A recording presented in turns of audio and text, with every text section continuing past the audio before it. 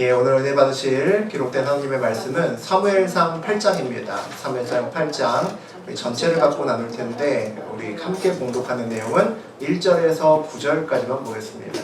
사무엘상 8장 1절에서 9절까지 보겠습니다.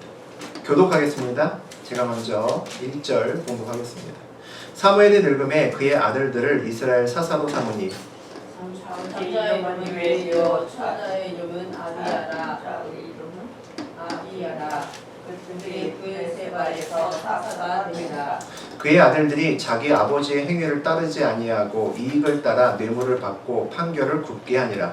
이스라엘 모든 장로가 모여 라마에 있는 사사들에게 나아가서 그에게 이르되 보소서 당신은 늙고 당신의 아들들은 당신의 행위를 따르지 아니하니 모든 나라와 같이 우리에게 왕을 세워 우리를 다스리게 하소서 한지라. 우리에게 왕을 세워 우리를 다스리게 하라 했을 때에 사무엘이 그것을 기뻐하지 아니하여 여호와께 기도하니 여호와께서 사무엘에게 이르시되 백성이 내게 한 말을 다 들으라. 이는 그들이 너를 버림이 아니요 나를 버려 자기들의 왕이 되지 못하게 함이니라. 내가 그들을 애굽에서 인도하여 낸 날부터 우리까지 그들이 모든 행사를 나를 버리고 다른 신을 섬기같이 내게로 오르게 하는도다. 네, 우리 9절 다 함께 읽겠습니다. 그러므로 그들의 말을 듣되 너는 그들에게 엄히 경고하고 그들을 다스릴 왕의 제도를 가르치라. 하나님 말씀입니다. 네. 예, 우리 방금 전에 사무엘상 8장 1절에서 9절까지 읽었습니다. 우리 실제로는 전체 내용을 크게 볼 텐데 사무엘상 8장 내용을 가지고 구경하는 믿음으로는 끝까지 걷지 못한다. 구경하는 믿음으로는 끝까지 걷지 못한다라는 제목으로 함께 은혜 나누겠습니다. 남자들이 보통 스포츠 좋아하죠. 우리나라 사람들은 보통 야구하고 축구 경기 좋아합니다. 특히 이제 월드컵이나 뭐 올림픽이나 국가대항 경기를 하면 난리가 나죠. 얼마 전에도 국가대항 경기하는데 새벽에 막 와 소리 나더라고요. 한 골 넣었구나 알 수 있었습니다. 특히 일본과의 경기에서 뭐 큰 점수차로 졌다. 그럼 완전히 난리가 나죠. 저런 바보같이 저렇게 플레이하니까 안 되지. 뭐 3-4-3으로 뛰어야 되는데 어떻게 하니까 안 되지. 뭐 감독이 틀렸나는 둥 왜 저렇게 선수 기용을 하냐는 둥 난리가 납니다. 나보다 훨씬 더 축구 잘하고 수십 년 동안 축구만 갖고 전술을 연구했던 사람들보다 팬들이 올 때는 훨씬 더 많이 하는 것 같습니다. 그 팬을 감독으로 앉히면 이길 수 있을까? 그렇진 않겠죠. 옛날에 그런 일이 있었습니다. 야구 게임 할 때 그 방송에서 해설하는 사람이 있었습니다. 그 중에서 굉장히 유명한 해설가가 있었는데 그 사람이 해설하는 대로 이렇게 게임이 이루어지는 거예요. 선수 때는 뭐 크게 별로 유명하지 않았다가 이제 선수 때 유명한 사람들은 보통 선수로 돈을 많이 벌고 그 다음에 감독으로 가는데 그렇게 하지 못하고 그냥 중간에 선수 생활 그만두고 이제 해설가의 길을 걸었던 사람이죠. 근데 해설을 너무 잘하는 거예요. 쪽집게 해설인 거죠.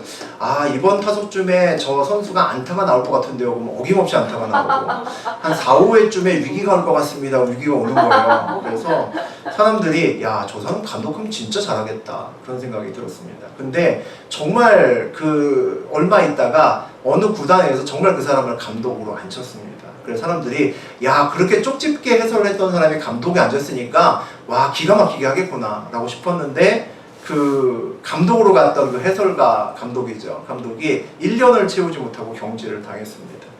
해설할 때는 그렇게 하면 안 된다고 했던 그 일을 자기도 앉으니까 똑같이 하고 있는 겁니다. 역시 보는 거하고 실제로 가서 하는 거하고는 굉장히 많이 차이가 나는 거죠. 보면은 잘할 수 있을 것 같은데 실제 해보면 잘 되지 않습니다. 우리도 마찬가지죠. 믿음의 삶도 마찬가지입니다. 우리는 믿음으로 살아야 된다 다 알죠. 내 옆에 있는 뭐 김권사님, 이집사님 이런 잘 보입니다. 아 저렇게 하면 안 된다고. 믿음으로 이렇게 해야 된다고 잘 알죠. 근데 지난주 수요일 날도 우리 전도사님이 이런 설교를 하셨었는데 왜 저렇게 살지? 뭐 이런 얘기 합니다. 그죠? 근데 그게 내일이 되면 쉽지가 않습니다. 내일이 되면 잘 보이지 않아요. 믿음을 구경하는 것과 믿음으로 사는 것은 차이가 좀 많은 것 같습니다.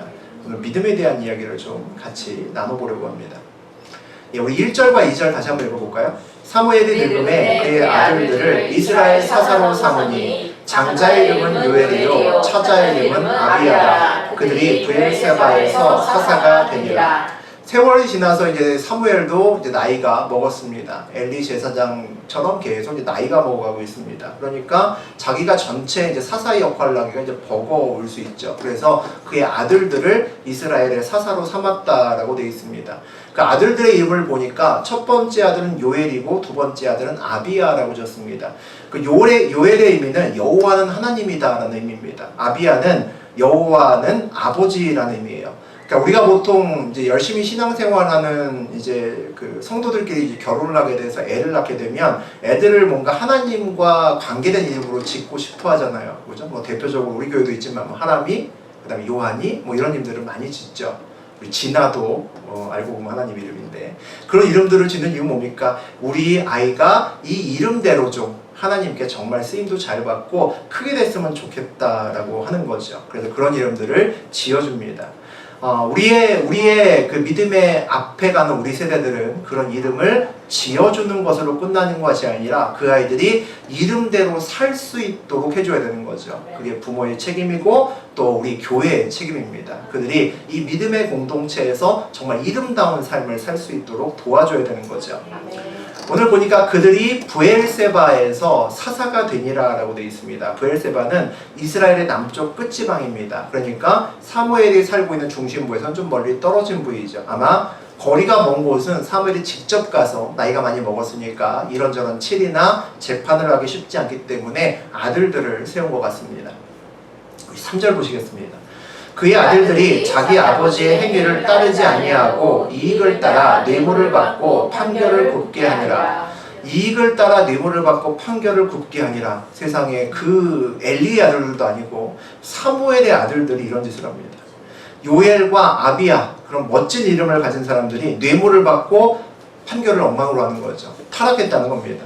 엘리의 아들들이 생각나죠. 홈리와 비느하스가 생각납니다. 뭐 그 정도까지 타락하진 않았겠습니다만 정직하고 신실한 사무엘의 피를 받은 아들들이 어떻게 이렇게 될 수가 있었을까 의문이 들지 않을 수가 없습니다.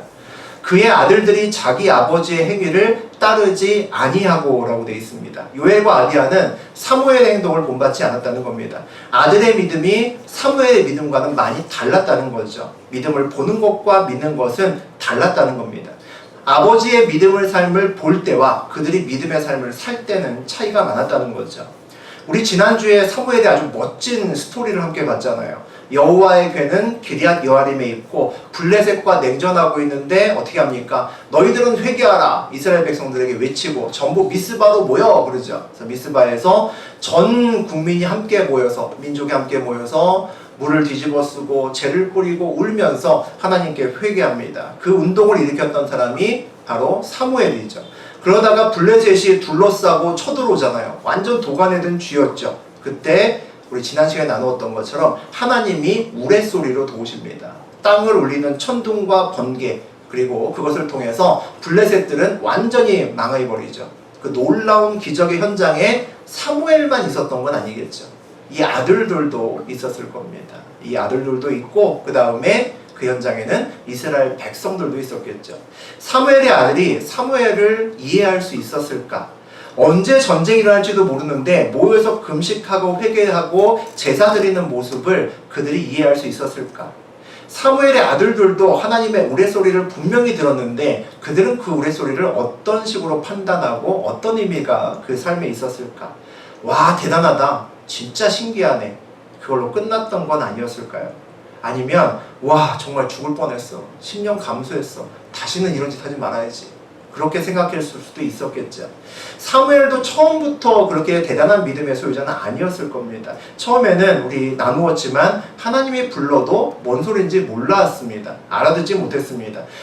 사무엘도 이와 같이 믿음의 결단을 하기까지는 오랜 시간이 걸렸던 거죠. 사무엘은 어렸을 때부터 부모를 떠나서 엘리의 집에서 살았습니다. 남의 집살이 한 겁니다. 남의 집살이 했으니 내 부모하고 같이 살 때는 내 맘대로 할 수 있고 투정도 하고 먹고 싶은 거 맘대로 먹지만 남의 집에서 살 때는 쉽지 않았겠죠.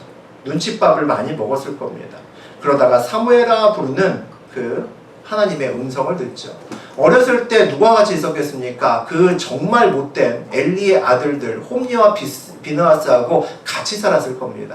홈리와 비느하스가 사무엘보다 나이가 많았거든요. 얼마나 힘들고 괴롭힘을 많이 받았을까요? 그리고 사무엘의 인생 속에서 한평생 블레셋과의 전쟁의 위협이 떠나지 않았습니다. 힘들었다는 얘기죠. 사무엘의 삶은 항상 전쟁터와 연관이 되어 있었습니다. 우리 지난 시간에 또 지지난 시간에 나눴던 것처럼 사무엘은 전쟁이 무엇인지 두 눈으로 어린 나이부터 봤던 사람입니다. 수많은 사람이 전쟁에서 죽는 것도 보았고 그가 모시던 엘리 제사장이 하나님께 불순종해서 목이 부러져 죽는 장면도 보았을 겁니다. 그리고 홈리와 비느하스의 죽는 장면도 보았겠죠. 하나님의 불순종의 결과가 얼마나 처참한지 두 눈으로 어릴 때부터 보았던 것이 바로 사무엘입니다. 믿음이 얼마나 중요한지 경험했던 거죠. 그렇게 믿음이 커져왔던 사무엘이었는데 문제는 믿음의 2세대가 문제인 거죠. 사무엘의 아들들은 아버지의 행위를 따르지 않고 세상을 따릅니다. 아버지의 행동이 이해가 되지 않아서였을 겁니다. 신앙의 행위는 머리로 이해되는 것이 아니라 가슴으로 이해돼야 갈 수 있죠. 그죠? 그래야 우리는 그 길을 갈 수 있기 때문에 믿음의 길이라고 부릅니다. 부모와 똑같은 고난을 겪고 나왔을 텐데 자녀의 믿음은 부모의 믿음과 차이가 클 수 있다는 겁니다. 부모가 더 손해를 보아도 자녀가 보았을 때 야 이건 진짜 우리 아빠가 가면 안 되는 길인데 우리 엄마가 가면 안 되는 길인데 그런 길을 부모가 가는 거죠. 돈이 없는데도 감사헌금하고 11조하고 밖에서 사람들 만나고 뛰어다녀도 모자를 파네 기도원 가고 수요예배 가고 철야예배 갑니다. 아이들 입장에선 이해가 되지 않는 거죠. 그리고 바로 옆에 그 고난을 지나온 다음에 엄마나 아빠가 간증을 합니다. 애들을 모아놓고 이런저런 하나님의 도우심이 있었단다. 그런데 아버지와 함께 어머니와 함께 그냥 고난을 지난 자녀들은 믿음의 결론을 내리지 않을 수도 있다는 겁니다. 야 신기하네. 와 정말 죽을 뻔했는데 살았네. 로 끝날 수 있다는 거죠. 우리가 어렸을 때 그림책을 통해서 사물을 배웁니다. 그 무서운 호랑이가 그림책에는 하나도 안 무섭죠. 모두 다 맛있는 쭈쭈밥 먹으면서 호랑이를 쳐다봅니다. 그러다가 나이 좀 먹으면 이제 TV에서 보기 시작하고 나이를 좀 더 먹으면 어느 날 뭐 에버랜드나 다른 데 가서 사파리를 갑니다. 사파리에는 아주 생동감 있는 진짜 호랑이를 만날 수가 있죠. 근데 사실은 거기 가도 별로 생동감은 없습니다. 다 늘어져 자고 있죠. 그래서 그 사파리에 가면서도 모두 다 핫도그 하나씩 들고 호랑이를 쳐다봅니다. 호랑이가 별로 안 무섭기 때문이죠. 요즘은 그런 경우가 없습니다만 우리가 아주 오랜 옛날 몇백 년 정도 돌아가서 길거리 가다가 지리산 골짜기에서 곰이나 호랑이를 만났으면 평생 못 있겠죠. 거기서 핫도그를 먹는 사람은 없었겠죠. 사무엘의 행위는 살아있는 하나님을 만난 다음에 행동을 하는 겁니다. 호랑이를 만나야 되지 그것을 보는 것만으로는 큰 의미가 없을 수 있다는 거죠. 사무엘은 어떤 상황에서 믿음의 결단을 합니다. 오랜 체험을 통해서 삶의 기준이 바뀌었기 때문이죠. 살아있는 하나님을 그냥 들어본 것이 아니라 삶에서 경험했기 때문입니다. 하나님을 구경한 것이 아니라 직접 만났기 때문이죠. 하나님을 만나려면 삶에서 스스로 믿음으로 결단해야 됩니다. 굉장히 중요한 거죠. 아이들을 양육할 때 우리의 다음 세대를 훈련시킬 때 중요한 것은 아이들이 스스로 믿음으로 결단하게끔 만들어야 되는 겁니다. 부모가 돕는 것이 아니라 하나님이 도우시도록 도와야 된다는 거죠. 많은 경우에 믿음의 1세대, 믿음 좋은 부모님들이 아이들을 너무 많이 도와줍니다. 아이들이 하나님께 매달릴 필요가 별로 없게 만들어줍니다. 문제가 생기면 부모가 해결을 해줍니다. 부모가 자기가 만났던 하나님의 이야기만 해주는 거죠. 자기의 하나님을 그림책으로 보여주고 동영상으로 보여주는 겁니다. 그러면 자식은 그 이야기를 들으면서 와 신기하다 하고 끝납니다. 잊어버린다는 거죠. 그냥 내 부모가 만난 하나님을 구경했기 때문입니다. 부모의 이야기로 배운 하나님은 신기할 뿐 경외의 대상이 될 수 없습니다. 그 인생길에서 하나님을 만나도록 내버려 두셔야 됩니다. 정말 모든 면에서 탁월하고 끝까지 하나님에 대한 믿음을 지켰던 사무엘인데 자식 교육에 있어서만큼은 오늘 보니까 문제가 있었던 것 같습니다. 어린 사무엘은 하나님의 뜻에 맞게 자라서 이스라엘의 사사, 대제사장까지 올라갔죠. 그의 아들들도 제사장의 아들입니다. 엘리의 아들인 홈리와 비느하스처럼 그들도 금수저를 물고 태어난 꼴이 되었을 수 있죠. 성공한 아버지에게 태어난 요엘과 아비야도 믿음의 결단을 할 일이 그렇게 많이 없었을 수 있습니다. 믿음으로 결단하고 기도하지 않아도 환경에서 그대로 채워졌을 수 있는 거죠. 이익에 따라 뇌물을 받고 판결을 굽게 아니라 사무엘의 자녀들도 아버지 덕으로 사사가 되고 그리고 재판관의 역할을 하였다는 얘기입니다. 그리고 뇌물은 받았고 뇌물은 판결을 굽게 하죠. 뇌물을 받았다는 이야기는 이미 판결을 할 때 정의는 별로 중요하지 않았다는 겁니다. 이익을 따라갔다는 거죠. 하나님을 따라가지 않았다는 겁니다. 하나님과 다른 길을 걸었다는 거죠. 우리 4절과 5절 보시겠습니다. 이스라엘 모든 장로가 모여 라마에 있는 사무엘에게 나아가서 그에게 이르되 오소서 당신은 늙고 당신의 아들들은 당신의 행위를 따르지 아니하니 모든 나라와 같이 우리에게 왕을 세워 우리를 다스리게 하소서 한지라. 이스라엘의 모든 장로가 라마에 있는 사무엘에게 갔다라고 되어 있습니다. 당신은 늙고 당신의 아들들은 당신의 행위를 따르지 아니하니라고 되어 있죠. 두 가지의 문제점을 제시합니다. 첫 번째는 사무엘이 너무 늙었다는 겁니다. 이스라엘 전체를 돌보고 여기저기 다니면서 판단하고 여러 가지 명령을 내리기에는 나이가 너무 많다는 이야기죠. 그 두 번째는 그것을 대신할 수 있는 아들들, 그 사사 둘이 아들들이 바르지 않게 행동한다는 겁니다. 타당한 이유죠. 모든 장로들이 모여서 사무엘에게 이야기했을 정도니까 엘리의 아들 정도까지는 아니더라도 꽤나 많은 부정부패를 저질렀기 때문에 저렇게 했을 겁니다. 문제를 만난 이스라엘 백성들의 또 장로들의 문제 해결 방식은 어떻게 됩니까? 모든 나라와 같이 우리에게 왕을 세워 우리를 다스리게 하소서라고 되어 있습니다. 그의 기준은 뭡니까? 모든 나라와 같이 세상 기준과 같다는 겁니다. 하나님의 백성이 세상의 백성과 똑같은 기준으로 문제를 해결하려고 하는 거죠. 왕을 세워서 우리를 다스리게 해달라고 부릅니다. 하나님의 백성인데 자기들을 지키는데 하나님보다 사람을 세워서 왕을 만들어서 우리를 지키는 것이 더 믿음직해 보인다는 겁니다. 보이지 않는 하나님보다 보이는 왕이 더 믿음직하다는 거죠. 주변의 나라들을 보니까 하나님 없이도 잘 사는 것 같다는 겁니다. 하나님 없이도 우리보다 훨씬 더 큰 나라 만들고 부강하게 잘 사는 것 같다는 거죠. 우리도 왕을 세워서 주변에 있는 나라들처럼 좀 떵떵거리고 살고 싶다는 겁니다. 이 질문이 우리가 앞으로 우리의 자녀들이 우리에게 물을 수 있는 질문일 수 있습니다. 나도 세상과 똑같이 살고 싶다라고 할 때 우리는 어떤 대답을 해야 될지 준비하셔야 될 수도 있습니다. 대부분의 사람들이 문제점은 잘 찾아냅니다. 어떤 것이 문제라는 건 기가 막히게 합니다. 하지만 해결 방법은 각각 다 다르죠. 오늘날 이스라엘 장로들이 찾아낸 문제점의 두 가지. 훌륭한 사사는 늙었고 그 다음에 그의 아들들은 방탕하다라는 이 두 가지 문제점에 대한 것의 해결책으로 원래는 새로운 사사를 뽑아달라고 하면 되는 겁니다. 그런데 이스라엘 백성들은 새로운 사사를 원하지 않습니다. 그들은 왕을 원합니다. 왕을 세우는 것을 좋아하지 않는다는 것을 하나님이 좋아하지 않는다는 것을 이미 알고 있습니다. 그래서 왕을 세울 수밖에 없는 조건을 기다린 겁니다. 합당한 이유를 찾다가 드디어 그 합당한 이유가 생긴 거죠. 그래서 보이지 않는 하나님을 주인으로 모시고 살던 것이 불편했던 것 차에 아주 적절한 이유를 찾은 겁니다. 그래서 왕을 세워달라고 요구하고 있는 거죠. 6절과 7절 보시겠습니다. 우리에게 왕을 주어 우리를 다스리게 하라 했을 때 사무엘이 그것을 기뻐하지 아니하여 여호와께 기도하매 여호와께서 사무엘에게 이르시되 백성이 내게 한 말을 다 들으라. 이는 그들이 너를 버림이 아니요 나를 버려 자기들의 왕이 되게 못하게 함이니라.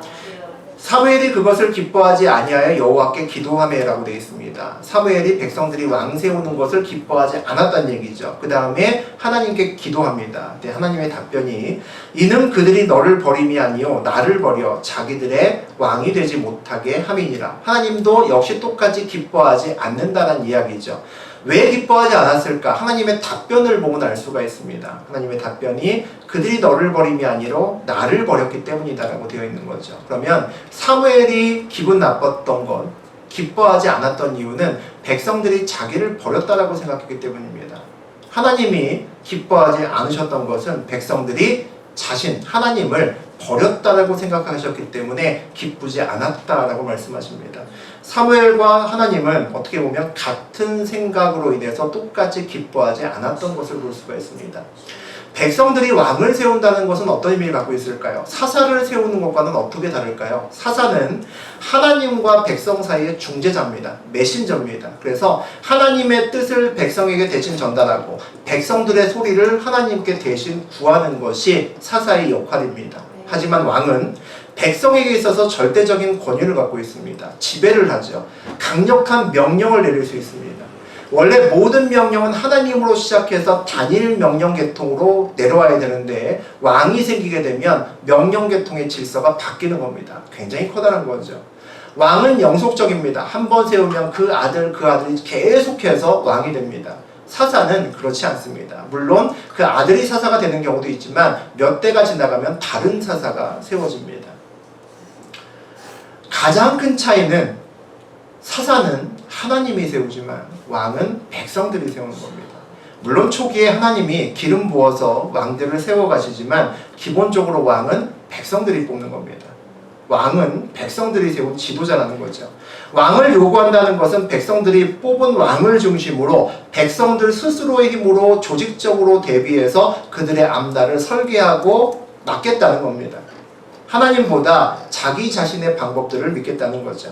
하나님에 대한 믿음이 없음을 보여주는 증거입니다. 이스라엘 백성들의 믿음은 사무엘과 달랐습니다. 이스라엘 백성들의 믿음도 사무엘의 아들들처럼 구경하는 믿음이었던 거죠. 사무엘의 아들들처럼 백성들도 미스바에 있었고 그 죽을 뻔한 위기에서 똑같이 살아남았는데 백성들도 그의 귀에 하나님의 우레소리를 들었는데 그들은 그 위기를 지나고 나서 신기하다, 죽을 뻔했네로 결론을 내린 것 같습니다.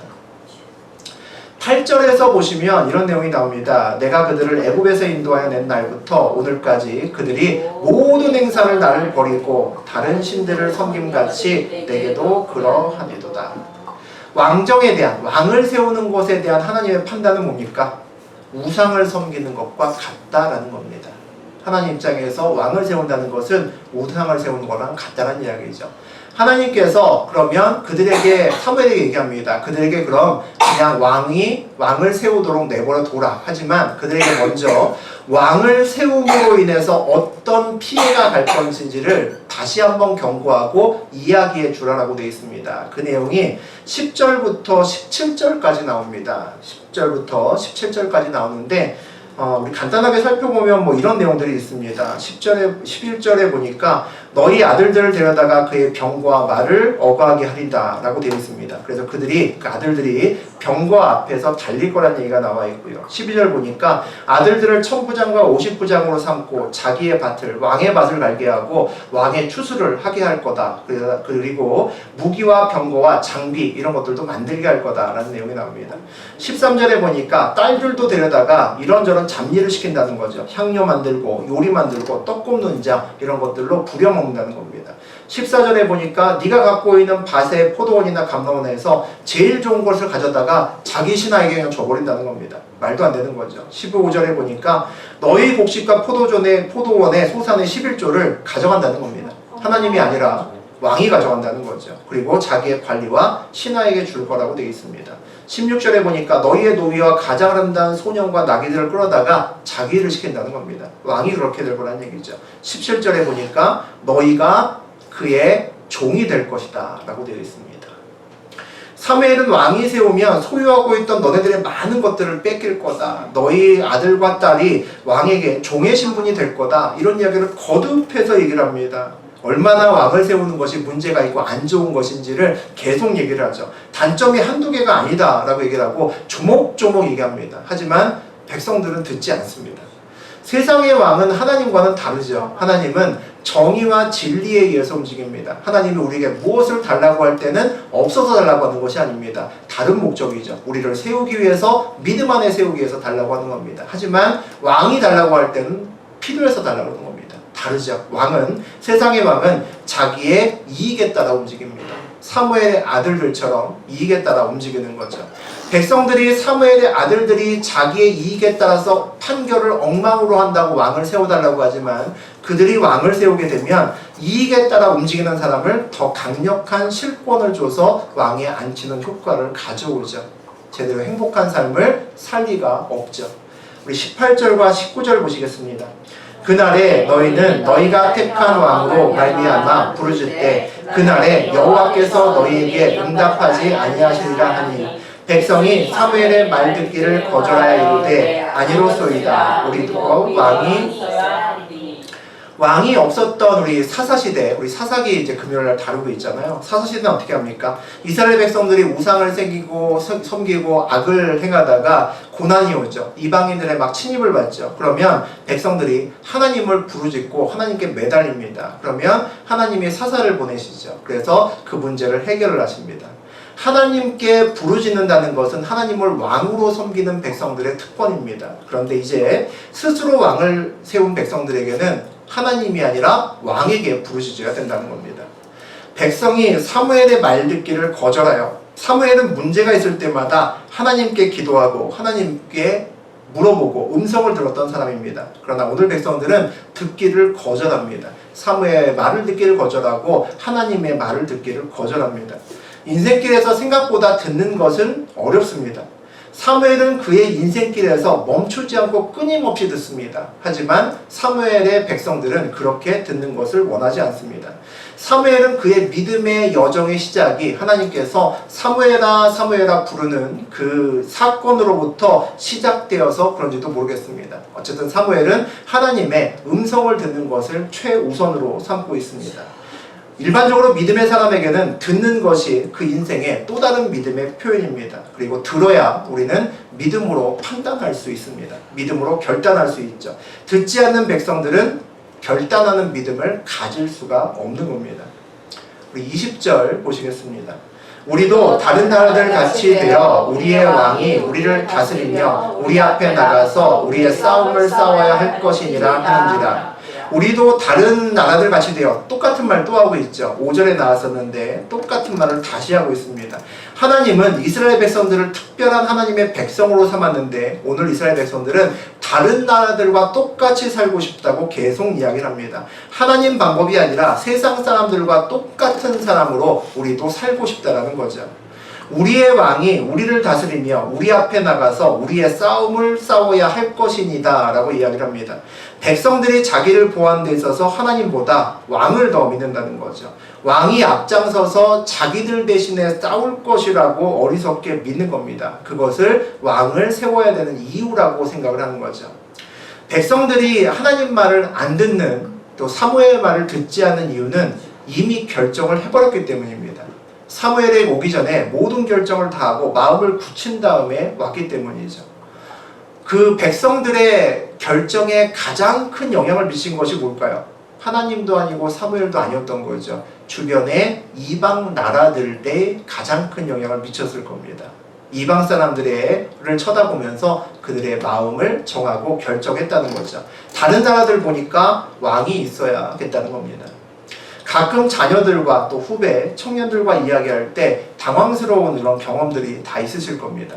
어떤 것을 하겠다고 하는데 아무리 봐도 해서는 안 될 것 같습니다. 이걸 하면은 망하는 일밖에 없고 이걸 하게 되면 손해도 엄청나게 입을 거고 나은 마음고생을 하게 될 건데 그걸 굳이 하겠다는 겁니다. 아무리 말려도 듣지 않습니다. 이런저런 이유를 아무리 합리적으로 이야기해도 듣지 않죠. 그들은 이미 나름대로의 방법을 동원해서 충분히 고려해서 결정한 것이니까 믿어주라고 이야기를 합니다. 아이들은 보통 어떤 결정을 할 때 자기보다 훨씬 더 많은 경험을 가지고 있는 어른들과 어떤 연장자들과 이야기하지 않습니다. 자기 친구들과 이야기합니다. 친한 형과 이야기합니다. 자기하고 몇 살 차이 안 나는 선배와 이야기를 하죠. 그리고 비슷한 또래와 머리를 맞대고 의논 결정하기 때문에 많은 경험을 갖고 있는 어른들이 볼 때는 이상한 결정을 하고 와서 그걸 하겠다고 하는 경우가 많습니다. 오늘 이스라엘 백성들도 지혜로운 자, 영적 지도자와 의논한 것이 아니라 자기네들끼리 의논한 겁니다. 심지어는 이방 사람과 의논한 거죠. 사무엘과 하나님에게는 통보하러 오늘 온 겁니다. 저도 하나님 만나기 전에 그리고 만나고 초기에 제 믿음대로 살지 못했습니다. 항상 늘 믿음 좋은 아내가 있었죠. 아내가 어떤 여러 가지 어려움이 있으면 믿음으로 결단하고 저는 벅차게 쫓아갔던 것 같습니다. 그 쫓아가는 동안이 힘들었죠. 그 힘든 시간을 보내면서 그런 생각을 했습니다. 야, 내 믿음도 굉장히 이렇게 커지는구나 라고 생각했습니다. 가끔 착각했습니다. 내 믿음이 아주 커졌고 이제 아내 믿음이나 내 믿음이나 별 차이 없구나 그런 생각을 한 적도 있습니다. 그런데 그렇게 따라가는 믿음으로 성장하는 것은 한계가 있더라고요. 내 옆에 큰 믿음의 사람이 있으면 그런 믿음으로도 힘을 받아서 버틸 수 있습니다. 그런데 홀로 서야 할 때는 믿음의 바닥이 금방 드러납니다. 남의 믿음의 결단에 묻어가는 구경하는 믿음으로는 절대로 사명에서 제대로 설 수 없습니다. 그래서 하나님은 우리가 스스로 믿음으로 결단하기를 원하시고 훈련시키십니다. 그리고 우리가 스스로 결단할 수밖에 없는 상황을 만들죠. 그래서 그 상황 속에서 혼자서 결단하도록 만들어 가십니다. 남이 결단하고 따라가는 것과 작은 결단이라도 내가 믿음으로 결단하고 스스로 행동하는 것은 굉장히 많이 다릅니다. 내가 믿음으로 결단하고 걷는 길은 생각보다 아주 많이 어렵습니다. 오늘 이스라엘 백성이나 사무엘의 아들들이나 사무엘이나 모두 같은 고난의 시간들을 겪었습니다. 미스바에서 도간에 든 쥐가 돼서 블레셋의 공격에 다 죽을 수밖에 없는 위기에 똑같이 처해 있었을 겁니다. 그 위기 속에서 엄청난 하나님의 우레소리도 같이 듣고 그 기적도 함께 봤습니다. 그 전쟁에서 정말 말도 안 되는 승리를 본 거죠. 그런데 같은 경험을 했는데 판단은 모두 다릅니다. 하나님의 우레소리가 천지를 진동하던 그날에 하나님을 온전히 본 사람은 사무엘 한 사람이었다는 겁니다. 고난의 상황에서 온전한 믿음의 결단을 한 것은 사무엘 한 사람이었기 때문입니다. 나머지는 사무엘의 믿음의 결단에 숟가락 하나 올려놓고 따라갔던 믿음의 구경꾼이었던 겁니다. 구경하는 믿음으로는 하나님을 온전히 볼 수가 없습니다. 구경하는 믿음으로는 하나님의 손길을 온전히 느낄 수가 없습니다. 구경하는 믿음으로는 사명의 길을 끝까지 걸을 수가 없습니다. 결단하는 믿음을 가진 사무엘만 끝까지 하나님의 뜻에 따라서 걷는 것을 볼 수가 있습니다. 우리 주변에 자녀들도 있고 또 우리 믿음의 공동체, 교회 안에 또 어린 학생들과 청년들이 있습니다. 우리는 이런 지체들을 키워야 됩니다. 교회에 믿음 없는 지체들을 세워서 믿음 있는 자로 거듭나게 만들어야 되죠. 그들에게 스스로 결단할 수 있는 기회를 주셔야 됩니다. 그들에게 구경하는 믿음이 아니라 결단하는 믿음을 갖게 하셔야 됩니다. 결단하는 믿음으로 삶에서 강하게 살아계신 그들의 하나님을 만날 수 있도록 도우셔야 됩니다. 이것이 믿음으로 먼저 선 자들이 나중에 따라오는 자들에게 도울 수 있는 방법입니다. 그렇게 결단하시는, 그렇게 또 배려하시고 양육하시는 저와 여러분이 되었으면 좋겠습니다. 기도하겠습니다. 하나님 감사합니다. 오늘 사무엘 8장을 통해서 함께 은혜를 나누었습니다. 아버지, 똑같은 고난을 겪는다고 다 같은 믿음이 되는 것은 아닙니다. 하나님, 그 믿음이 나의 믿음이 되려면 내가 스스로 상황에서 결단해야 됩니다. 남이 결단하고 그 결단에 따라가는 믿음이 아니라 하나님, 작은 상황이더라도 나 스스로 아버지 손해를 감수하고 주님을 바라보면서 작은 결단을 스스로 할 수 있는 아버지 그러한 자녀들, 아버지 그러한 청년들 될 수 있도록 아버지 도와주옵소서. 아버지 믿음으로 먼저 선 자들이 아버지 믿음으로 아직 서지 못한 자들을 양육할 수 있도록 아버지 도와주시고, 아버지 그들에게 아버지 너무나 많은 것을 주어서 그들 스스로 혼자 설 수 있는 기회를 빼앗지 않도록 아버지 도와주시고, 아버지 내가 돕는 것이 아니라 하나님이 도울 수 있는 아버지 그런 시간들을 줄 수 있도록 아버지 현명하고 지혜롭게 아버지 양육할 수 있도록 아버지 도와주옵소서.